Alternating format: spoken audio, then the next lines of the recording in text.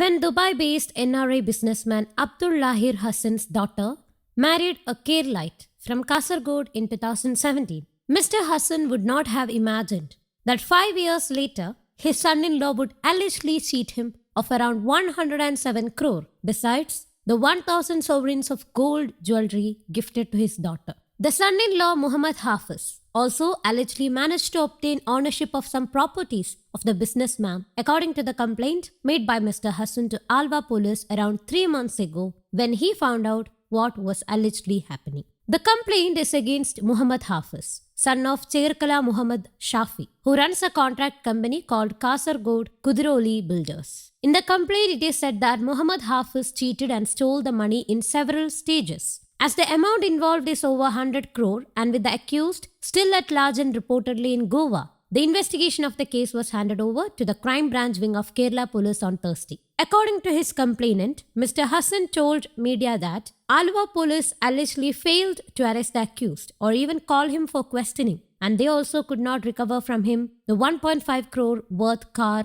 given for his use. Mr. Hassan said the alleged fraud or cheating started with his son-in-law asking for around 4 crores to pay the fine imposed on the latter after an enforcement directorate raid. Lahir Hassan alleged that he took money to buy a building on Brigade Road in Bangalore but was given fake documents. According to the complaint, more than 100 crore rupees were embezzled in the name of various projects, including starting the international footwear brand store and investing in kids' wear chain. Thereafter, under various pretexts, like for buying land or opening footwear showroom, his son-in-law managed to obtain over 92 crore from him. Mr. Hassan's son-in-law did not do it all alone and had an accomplice. Akshay Thomas Vaidyan, a police officer, said he cheated his mother-in-law, who is a designer, by designing a dress in the name of Bollywood star Sonam Kapoor at a cost of 35 lakh rupees. He sold his daughter's 1,000 sovereign gold and diamond jewelry as well. The complaint also included that Akshay Thomas Vaidyan was planning the fraud along with his friend.